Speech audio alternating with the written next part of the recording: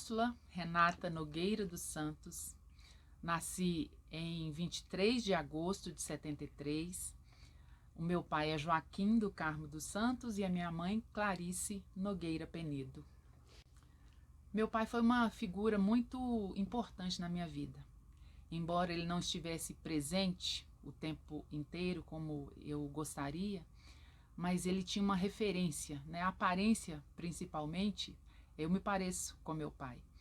E esta figura não se apaga, por mais que ela não esteja presente o tempo inteiro, por mais que fisicamente, quando você precise de um abraço, ele não está ali para te abraçar. Mas meu pai, a figura dele era marcante, porque os momentos que ele tinha comigo eram momentos de muita qualidade. Então isso marcou a minha vida, né? Eu perdi o meu pai em 2010 e ele tinha um sonho de me ver formada na faculdade e ele não pôde assistir. A minha formação foi em 2011, em março de 2011. O papai não estava presente. E a figura dele para mim, a representação dele para mim, eu prefiro guardar as coisas boas que vivemos, as coisas felizes e alegres, os momentos que a gente ria, que a gente brincava e que a gente falava de futebol, né? Um pouquinho que eu sei de futebol foi o meu pai que me ensinou antes de ingressar na carreira profissional.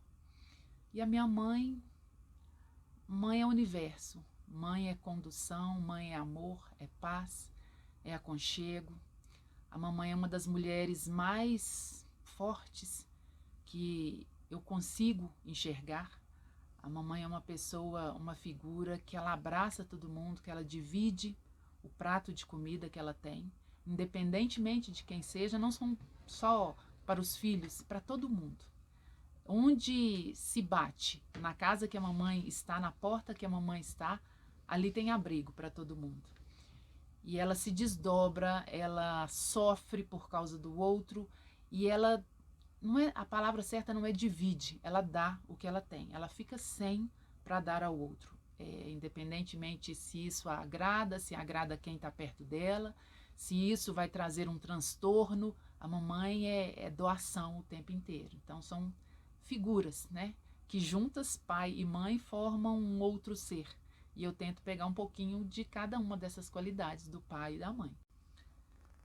O meu pai, ele trabalhava em uma casa de frigorífico, é um matadouro, né? Isso até doía nosso coração, mas ele levava a carne, né, para casa, ele levava o pão para casa por causa desse frigorífico onde ele trabalhava. Papai não teve muita instrução, papai não teve oportunidade na vida, e o pouco que ele trabalhou, pouco que ele fez, a profissão dele, ele trabalhava como um chão de fábrica, né? Vamos dizer assim hoje, para um entendimento. Mas a força firme da casa sempre foi a minha mãe. Mamãe ganhou a vida atrás de um balcão, ela trabalhava numa padaria, ali na Avenida Contorno, na padaria Belvedere, em frente ao Felício Roxo, onde eu também trabalhei com ela durante um tempo. E a mamãe costurava. Então, o tempo que ela não estava atrás do balcão, a mamãe estava atrás de uma máquina de costura. E ela sustentou todos os filhos com costura. O tempo inteiro que a gente via a mamãe em casa, era a mamãe costurando, era aquele barulho da máquina, né? E dá um saudosismo quando a gente encontra com essas máquinas antigas e aquelas máquinas que você tinha que com pedal.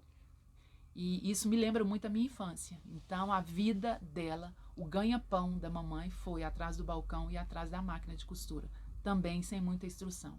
Ela fala que ela fazia a conta dos noves fora como ninguém, mas o que ela aprendeu foi com a vida. Então ela não tinha muita coisa a passar pra gente.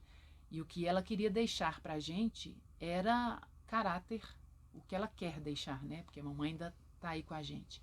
É honestidade, é sermos pessoas boas e fazer com que a gente, através da ajuda dela, lógico, que a gente estudasse, coisa que ela não teve oportunidade, que meu pai também não teve oportunidade. Então, os nossos diplomas, as nossas conquistas, elas são divididas, elas são distribuídas com esta alegria da minha mãe, com este empenho que ela teve a vida inteira. Ela trabalhou para dar a gente uma cama quentinha e ter comida no prato, nada mais. A gente não tinha nenhuma outra regalia, nenhum outro privilégio, porque o salário dela era pouco, era só para isso. O sustento que ela trazia para casa não tinha como, não tinha um leque maior para ter diversão, para ter viagens, para ter roupas novas o tempo inteiro. Então era alimentação e a cama quentinha, um teto para a gente morar. Nós somos 5 irmãos. Na sequência de mais velho para mais novo é a Kátia, o Rony, a Roberta, eu e o Júnior. E a Kátia tem um papel muito importante na vida de todos os outros 4 irmãos. Porque enquanto a mamãe trabalhava, a Kátia, também muito pequena, estava em casa cuidando dos irmãos como se fosse mãe. Mesmo sem nenhuma maturidade, mesmo sem nenhum conhecimento, a mamãe saía para trabalhar e a Kátia ficava dentro de casa cuidando dessa turma que também era criança. Então ela não teve uma infância, ela não viveu o período da infância dela, porque na infância ela teve que se fazer adolescente rápido, ter que fazer jovem rápido e adulta muito rápido para cuidar de nós. Tem uma passagem que muito me emociona. Eu tinha muita dor de ouvido, e aquilo eu gritava de dores. E a Kátia sem saber o que fazer, mamãe levantava muito cedo. Mamãe levantava 4 horas da manhã e chegava à noite, porque ela dobrava no serviço para sustentar 5 filhos. E eu com uma dor de ouvido muito grande, chorando, e a Kátia não sabia o que fazer. E tinha, né, uma dipirona em casa. E o que a Kátia fez? Tão pequena, ela pegou essa dipirona, em vez de dar gotas para eu beber, ela pingou no meu ouvido. E aquilo podia trazer tantos transtornos médicos e físicos, mas foi isso que me curou. Né? Talvez a fé da Kátia, eu nunca mais tive dor de ouvido, não quero induzir ninguém a fazer essa mesma coisa. Né? Isso aí são anos atrás, e por uma inocência, por falta de conhecimento, e a Kátia naquele desespero, e na fé que ela tinha que aquele remédio, aquele medicamento ia me melhorar, né, ia fazer passar aquela dor, ela pingou as gotas no meu ouvido. E, né, sei lá, talvez o que aconteceu, qual foi a transformação, e eu não tive mais dor de ouvido. E a Kátia era que fazia comida, a Kátia era que fazia, dava banho na gente, a Kátia que nos trocava. E a minha infância, a mamãe se separou do meu pai e eu era muito pequena ainda. Eu tinha 7, 8 anos. E eu senti aquilo foi muito forte para mim, especialmente. Eu sou mais apegada, eu sou mais carinhosa, eu sinto mais as coisas com uma sensibilidade maior. E uma professora, Lúcia, me lembro o nome da professora, do 1º ano, pediu para as crianças para escrever alguma coisa ou para falar alguma coisa do sonho. Qual que é seu sonho? E eu falei com ela, professora, o meu sonho é que eu quero ver a minha mãe e o meu pai juntos. Porque aquilo me fazia muita falta. Aquilo era um buraco no meu coração que ninguém preenchia. Eu era muito pequena, eu não entendia, né, as coisas da vida, a realidade da vida. E a professora chamou meu pai, chamou minha mãe na escola e, né, não se deu a volta, porque eram coisas da vida, né, eles não tinham como permanecer juntos mais. E eu fui preenchendo este vazio com outras coisas. E quando a minha mãe foi embora, o meu pai ficou muito triste, lógico, né? E o papai falou comigo assim, olha, eu não queria que você fosse embora. Eu queria que você ficasse aqui comigo, que todo mundo ficasse aqui comigo. E eu pensei, fiz a minha matemática emocional. A mamãe vai levar a Kátia, vai levar o Rony, a Roberta e o Júnior. Então não custa nada eu ficar com meu pai. E fiquei com meu pai por alguns anos. Morei com meu pai por alguns anos. E ele morava em Santa Luzia, nossa casa era em Santa Luzia. E depois disso fomos morar em Betim. A mamãe comprou a casa em Betim. E eu fiquei nessa divisão de Santa Luzia a Betim por muitos anos. Quando terminava de segunda a sexta eu ficava em Santa Luzia com meu pai.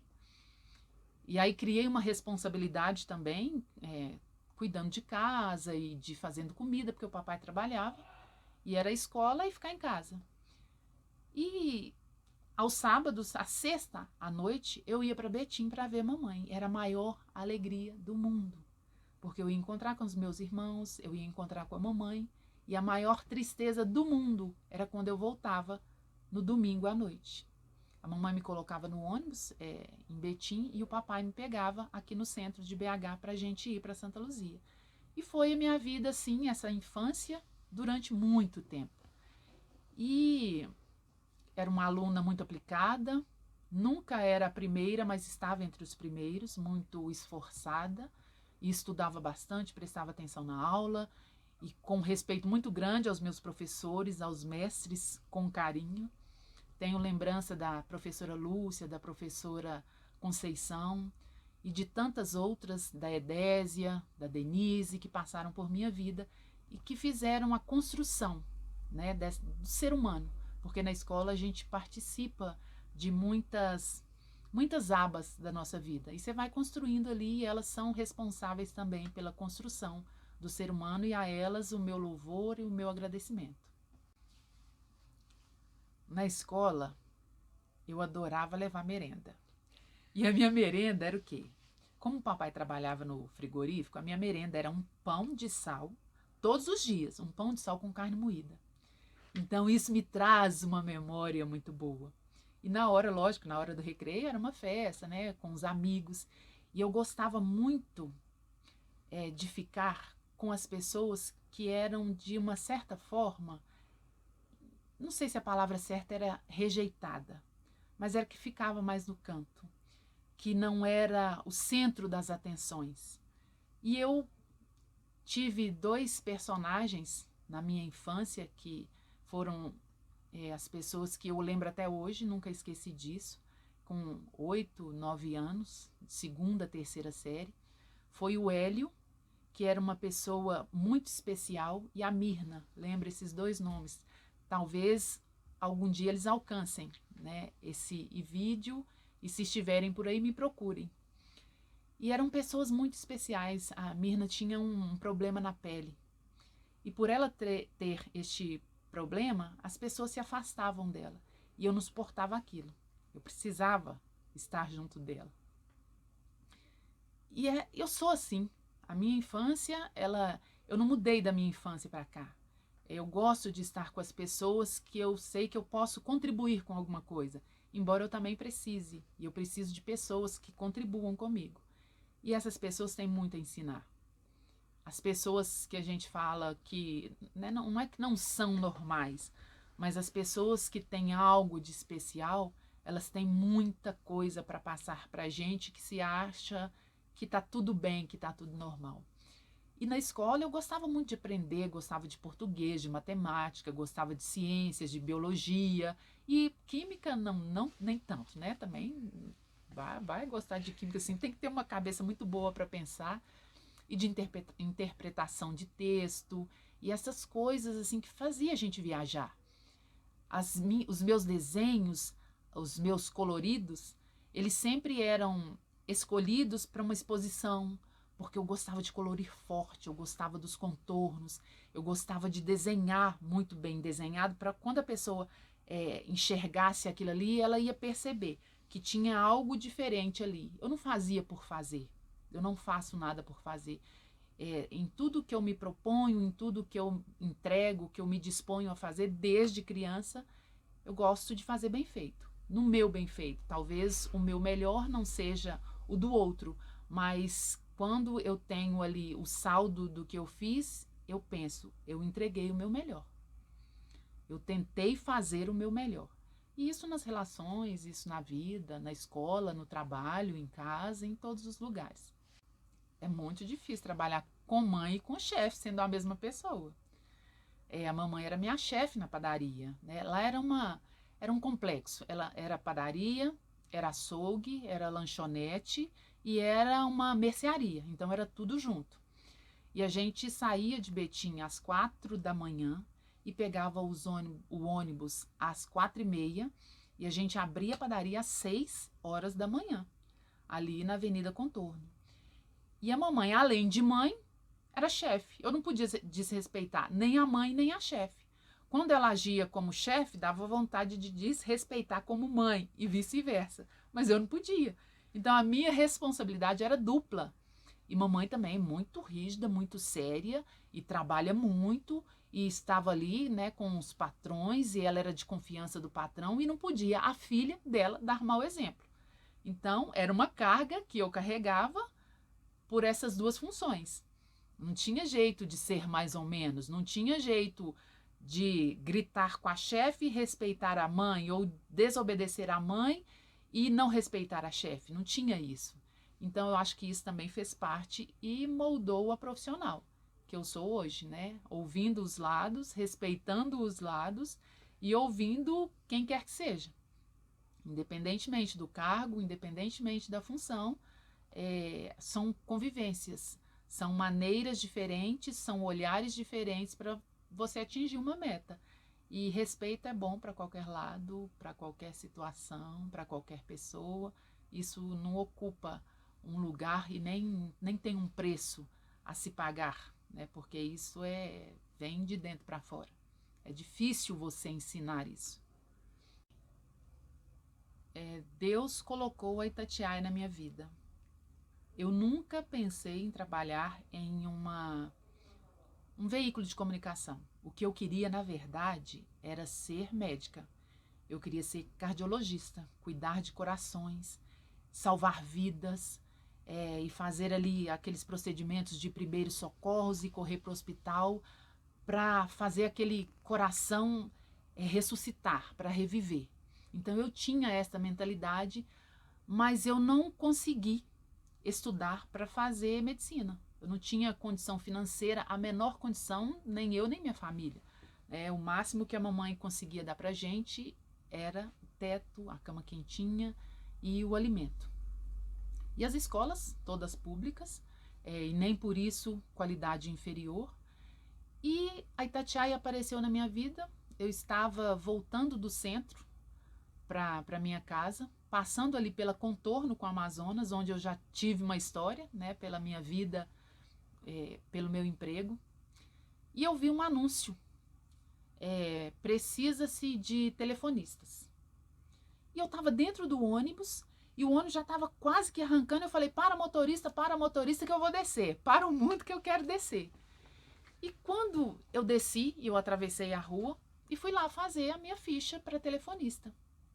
Eu tinha acabado de sair da Hits do Brasil, uma empresa lá de Betim, que era de materiais elétricos de alta tensão, e eu trabalhava na administração dessa empresa.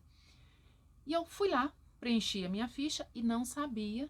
A empresa falou, olha, nós não vamos anunciar para qual empresa que vai ser, porque eles pediram segredo, pediram sigilo. Então, nós vamos fazer a ficha de vocês e se forem, se preencher os requisitos, vocês vão ser chamados para uma entrevista. Eu falei, tudo bem. E preenchi a ficha e deixei lá e me ligaram para fazer uma pré-seleção. A partir daí que eu fiquei sabendo que era para a Rádio Itatiaia. E comigo tinha mais umas 10, 12 meninas. Eu falei, meu Deus, vou ter que concorrer com esse tanto de gente. Mas vamos lá. A vida é isso, a vida é desafio. Não tem conforto na vida. O tempo inteiro você está em mutação, em tantas metamorfoses, você vai aprendendo a viver. E fui fazer a seleção, aí eles tiveram que passar o endereço, que era daqui da Rádio Itatiaia, e eu vim fazer a entrevista, e era a Elisa que estava fazendo essa pré-seleção aqui na emissora, e ela não me escolheu da primeira etapa. Mais uma frustração. E eu falei, tudo bem, mas eu quero te dizer, né, atrevida e ousada que sou, eu quero te dizer que você vai me chamar, porque as pessoas que você escolheu não vão preencher a vaga que é minha. E fui embora, linda, leve e solta para casa. E nessa certeza que ela ia me chamar. E passaram-se 2 dias, não me lembro, 2, 3 dias, e meu telefone toca e era a Elisa me chamando. E eu falei assim, tá vendo? Te falei que você ia me chamar, você perdeu tempo. E vi fazer o processo de seleção aqui na Rádio Itatiaia, fazer o teste no aparelho, era um PABX para quem não se lembra ou não sabe, né, um aparelho enorme com várias teclas, é quase que aqueles que você colocar o fio, né, encaixar o fio, espetar ali para passar para o departamento que a pessoa estava querendo falar, para o ouvinte que estava querendo falar. E eu fiquei no telefone por muito tempo. E fui fazer umas férias na Rádio Extra, atendente de telefone, atendente de estúdio, entregar prêmios, atender os ouvintes. E ainda na Rádio Extra, me chamaram para fazer as férias da secretária de esportes, que era a Fátima Brígido. E eu fui fazer as férias. Aí se deu, né, infelizmente, na morte do Oswaldo Faria, né, o saudoso Oswaldo, e a Fátima não ficou mais, não queria ficar mais aqui na rádio, tinha outros planos, e me chamaram definitivamente para cobrir as férias, que agora não era férias mais, para ficar no esporte. E eu fiquei, comecei no esporte em 2000 como secretária e ainda não tinha faculdade. E o Emanuel Carneiro, ele dava oportunidades para muitos funcionários que queriam estudar. Tinha bolsas na faculdade e eu fui agraciada com uma bolsa de estudo. E fiz o meu melhor e queria provar para o Emanuel Carneiro que ele não tinha errado comigo. E fiz o curso de comunicação social pelo UniBH e me formei. E fui chamada então para ser coordenadora de esportes. E um detalhe que eu não sabia nada de futebol. Eu não sabia nada de esporte. Como fazer, como viver, como entregar um trabalho de excelência numa área que eu não conheço. Vamos buscar conhecimento. Né? Em qualquer área que a gente está, a gente precisa buscar conhecimento e ser a pessoa melhor, o melhor profissional na área que você está atuando. E por isso eu quis fazer faculdade de comunicação social, fiz arbitragem e a convivência que eu tinha de futebol era de ir ao Mineirão com meu pai no jogo do Atlético. Meu pai era atleticano, mas a lembrança melhor que eu tinha era de comer o cachorro-quente no Mineirão com refrigerante, nada mais. Sabia que era time, sabia que era futebol, mas nada mais. E fui nesta busca insana, adquirindo conhecimento e convivendo com os melhores, né, com o departamento de esportes que são profissionais de gabarito altíssimo e convivendo com Willy Gonzer, com Carlos César Pinguim, com Mário Henrique, com Milton, com Alberto, com Enio e com Cláudio Rezende, Samuel Venâncio e Thiago Reis, e não vou citar todos, né, mas nós temos uma equipe muito de qualidade, quase que insuperável. E naquele departamento onde estão os bons, eu me fiz uma boa profissional. E com eles eu aprendi muito, com as aulas diárias do Emanuel Carneiro, o tempo inteiro. Então, tudo que eu podia tirar do Emanuel, eu tentei fazer assim. E na época que ele me convidou para ser coordenadora, quem era o Júnior Brasil, mas o Júnior tinha outros projetos de vida. E pediu ao Emanuel, e conversou com o Emanuel, que precisava, né, ir para outras coisas, para outros projetos de vida. E o Emanuel me convidou para ser coordenadora. E neste momento, eu já sabia andar no meio, né? Eu já dividia a bola com as pessoas.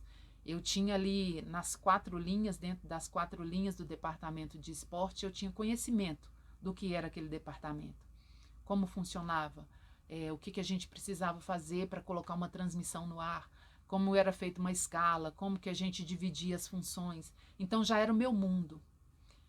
Fui com medo? Fui, mas fui assim mesmo. E quando o Emanuel me trouxe esta responsabilidade a mais, acredito que ele viu em mim, um grande empresário que ele viu em mim a capacidade de gerir um departamento tão importante, um braço tão importante dentro da Rádio Itatiaia. E fiquei noites sem dormir, fiquei dias apavorada, porque não é fácil, né? Você conduzir é uma responsabilidade enorme, é uma função enorme dentro de uma rádio grandiosa, dentro da maior audiência de Minas Gerais. E não seria eu a pessoa que iria fazer cair um ponto dessa audiência. Eu queria só aumentar e fazer novos projetos e novas ideias com um olhar diferenciado de uma mulher dirigindo um meio tão masculino, um mundo tão cheio só de homens e de futebol e de bola, e que mulher não entendia nada de futebol.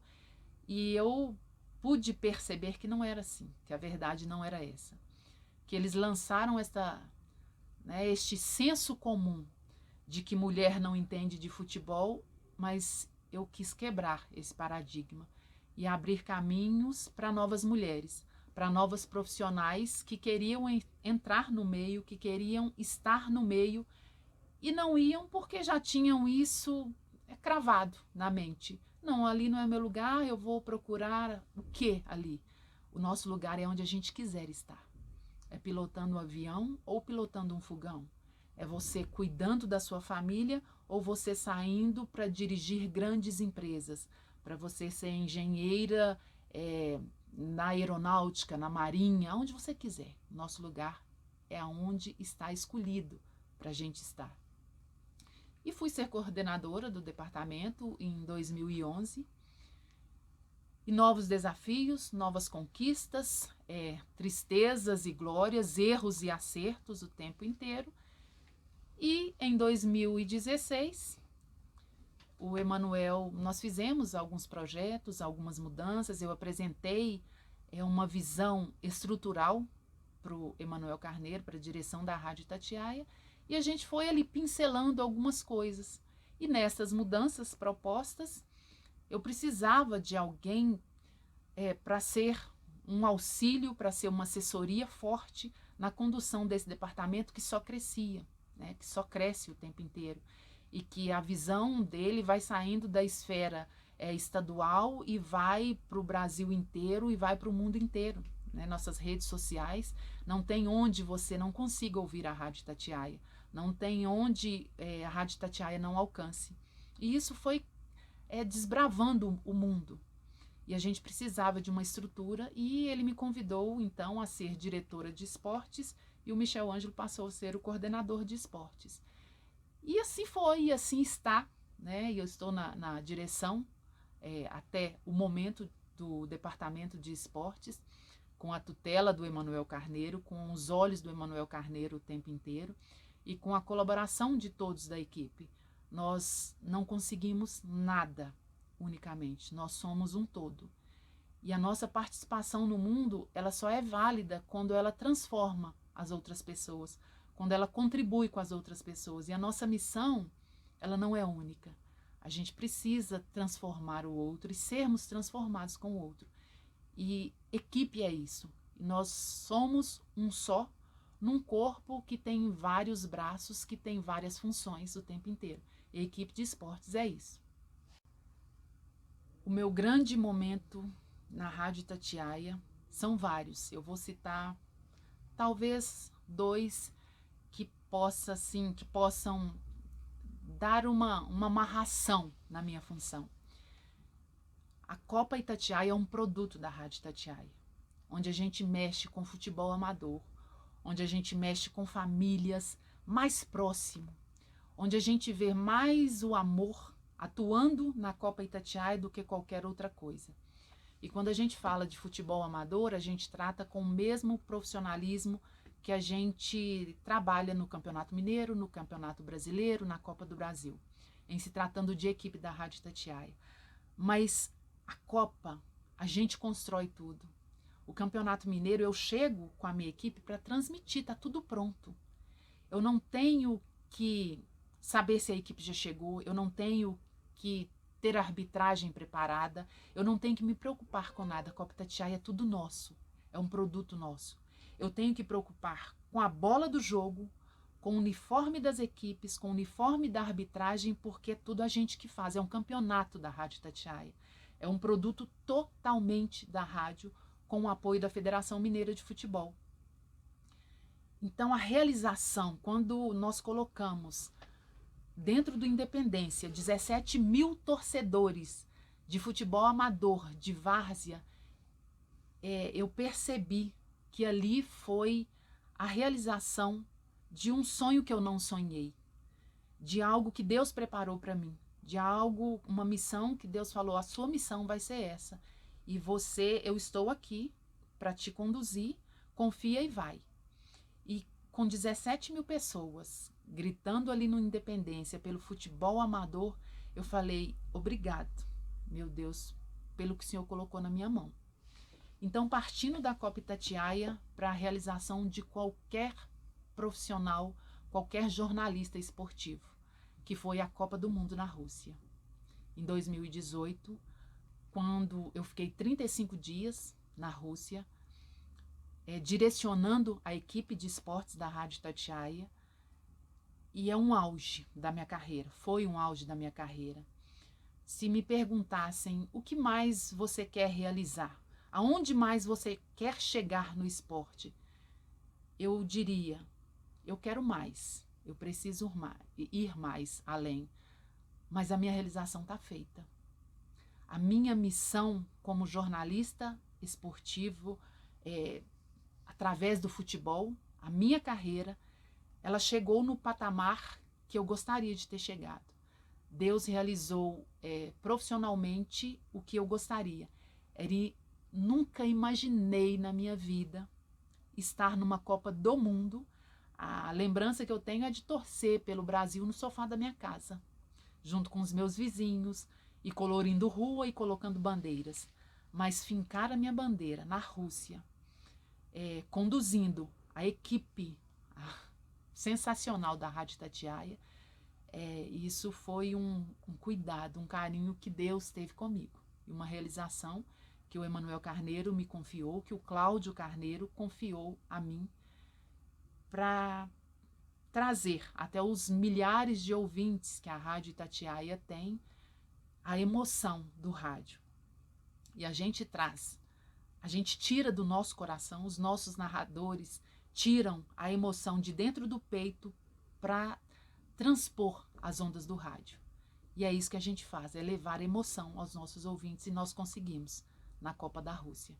Embora o Brasil não passou para a final, mas o nosso motivo ali era outro. Se o Brasil estivesse na final, acho que a realização seria dupla, seria tão emocionante, tão gratificante. Mas o nosso trabalho como jornalista, nós entregamos o produto que a Rádio Itatiaia nos confiou.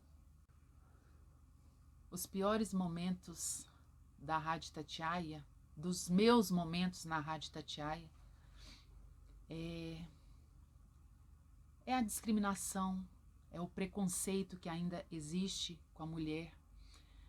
Algumas pessoas ainda pensam que para uma mulher chegar a uma função de chefia, chegar a um cargo de tamanha responsabilidade, ela precisa fazer o teste do sofá.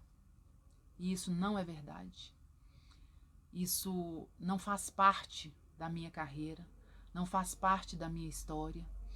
E é um machismo tão bobo, tão pequeno, quando algumas pessoas pensam assim, e não é só homem que pensa assim. Algumas mulheres também pensam, fulana chegou porque ela teve que fazer outras coisas que eu não me proponho a fazer. Não é isso, não é verdade. E eu gostaria de pontuar que não só as mulheres sofrem preconceitos, os homens também. Existem muitos homens que ainda não chegaram aonde querem, que ainda não realizaram o sonho de profissões, de funções, independentemente de qual seja. Mas as dificuldades profissionais, para algumas mulheres, ela tem um patamar muito maior. Ela tem um sofrimento muito maior. E quando me ofereceram, eu gosto de contar este caso porque faz parte da minha tristeza profissional, quando eu fui chamada para trabalhar como diretora de esportes, não como diretora. Quando eu fui chamada para trabalhar como coordenadora de esportes da Rádio Itatiaia, um departamento de 99% de homens, um destes homens chegou para mim e disse: olha, eu estou aqui para te ajudar. E eu quero te dizer que eu acho que você tem que desistir antes de você começar, porque você não vai dar conta. Você é mulher, aqui só tem homem, são todos machistas, você não vai ter condição de conduzir um departamento. E outra, é mulher no futebol, isso não existe. Foi a minha maior tristeza em pensar que uma pessoa, que um funcionário de um departamento tão importante, de pessoas que a gente pensa ser pessoas esclarecidas, ser pessoas com conhecimento, chegar para mim e falar aquilo. Foi a minha maior tristeza e hoje eu digo que foi também a minha maior alegria. Porque se não fosse essa palavra de confronto, se não fosse essa palavra de desânimo, de desencorajamento, eu não tinha persistido. E eu falei para essa pessoa assim, muito obrigado por isso. Eu estou vendo que você está preocupado comigo e eu vou levar essas palavras em consideração. E as levei. Mas para me incentivar, para mostrar para ele que eu era capaz, para mostrar para ele que eu tinha total condição de exercer a função que o Emanuel me deu, que a Rádio Itatiaia me impôs. E eu acho que com estes anos, né, de trabalho, de convivência, a gente tem ali no campo, eu apitei também futebol, e ali na beirada de campo, aqueles torcedores no auge ali, né, da emoção, de torcer pelo time dele que está perdendo no momento. E lugar de mulher não é aqui não, vai lavar uma roupa, vai lavar vasilha, vai cuidar de casa. Eu faço isso também, eu cuido da minha família também. Eu tenho um filho que hoje tem 22 anos, eu sou casada, e cuido da minha família, e cuido das minhas vasilhas, lavo louça, lavo roupa, cuido da minha casa. Por que eu não posso cuidar de um departamento de uma empresa tão importante como a Rádio Itatiaia? Posso. Eu entrei na rádio, e não é mentira, dia 1º de abril de 96.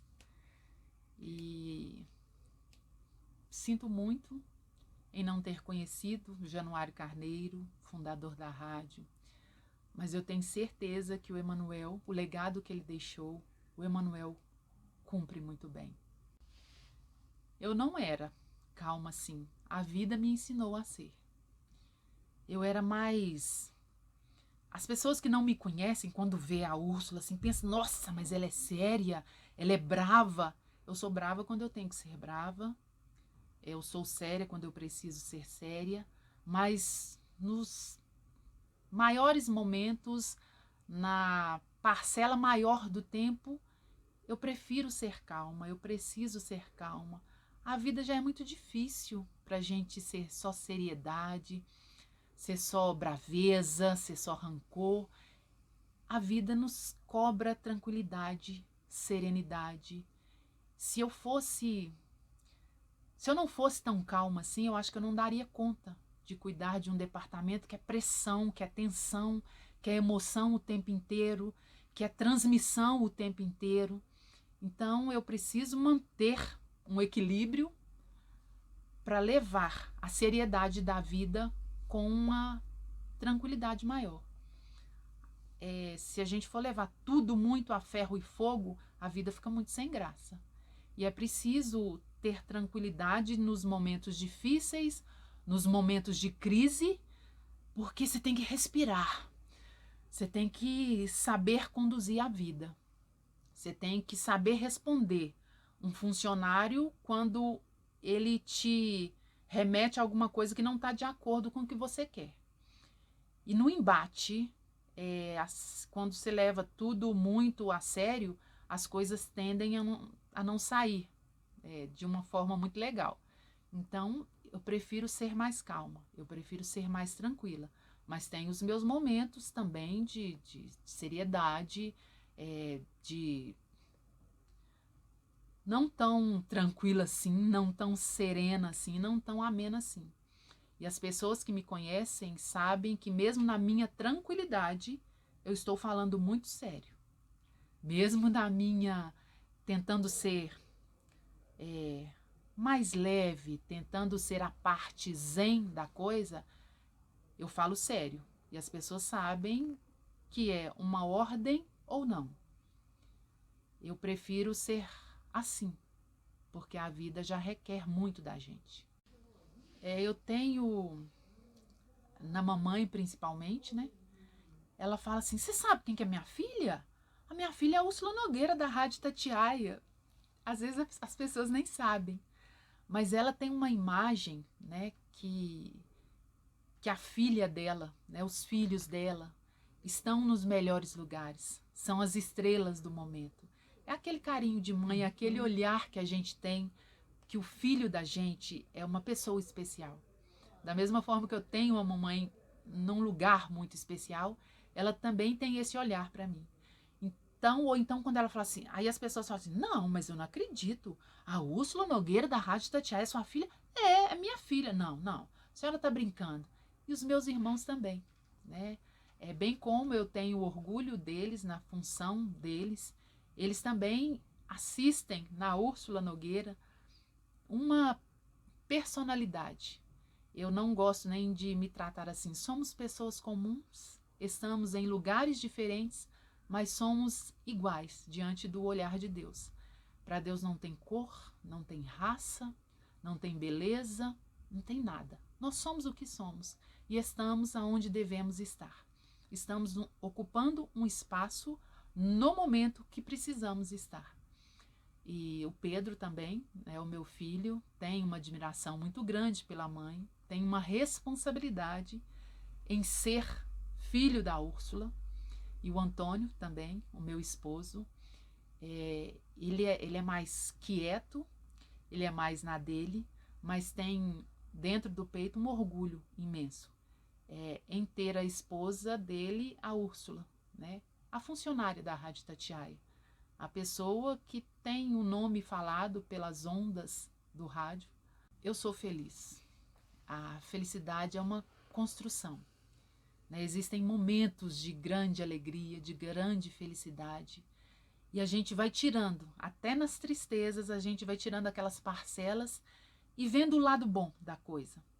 Quando a gente está passando pela tempestade, quando o seu guarda-chuva não é o suficiente, quando a sua capa de chuva não é o suficiente para passar no meio da tempestade, depois que você passa pela chuva, você consegue encontrar felicidade naquele momento de tristeza. Isso não é filosofia, isso é aprendizado, isso é vivência. Eu não estou aqui tentando vender um mundo de maravilhas, porque não é assim. Mas a gente precisa extrair de tudo que a vida nos traz momentos de alegria, de fé, de coragem e de felicidade. E quando você passa pela tempestade, o Emmanuel ele sempre fala, você chega na sala dele, ele fala assim, você está com algum problema que você acha grandioso? Ele fala assim, minha filha, sempre que choveu, passou. E é isso, a vida é isso. De vez em quando, não te dá vontade de descer do ônibus de Betim, encontrar com seu pai, ir para Santa Luzia e contar essa história para ele? E nessas trajetórias da vida, nestes ônibus que a gente pega, nos carros, nos táxis, em toda a condução que a gente tem da vida, eu queria que o meu pai estivesse aqui, assistindo tudo que um dia ele sonhou, tudo que um dia talvez ele tenha planejado, porque a Rádio Itatiaia, ela ficava no radinho dele o tempo inteiro. E antes, né, ainda quando criança, eu não sabia que a minha história seria contada, seria vivida através daquela vinheta que a Rádio Itatiaia sempre tocava às 11h30 quando começava o Rádio Esportes.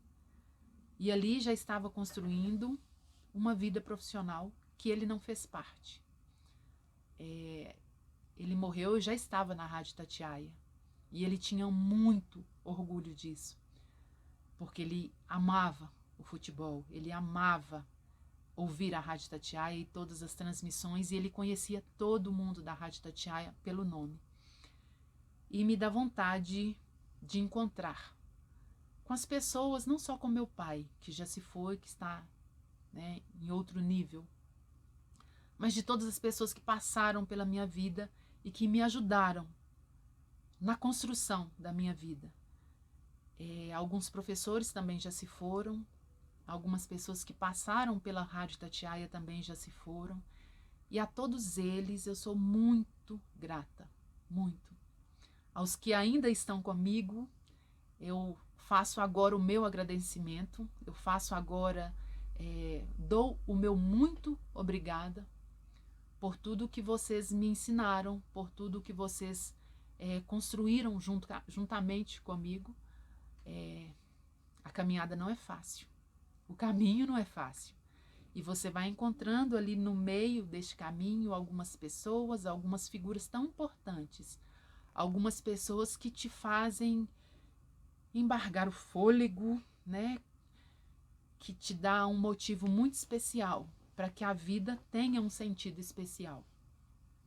Seja na família, seja na escola, na faculdade, seja no seu vizinho, seja na empresa onde você trabalha. E eu gostaria, e de certa forma, de algum lugar, as pessoas assistem o que está acontecendo. Pelo menos no coração da gente, a gente sabe que a pessoa, se tivesse aqui, estaria feliz com tudo que está acontecendo. E temos alguns méritos, alguns troféus que a gente gostaria de entregar para essas pessoas que contribuíram de uma forma tão forte, tão significante na vida da gente.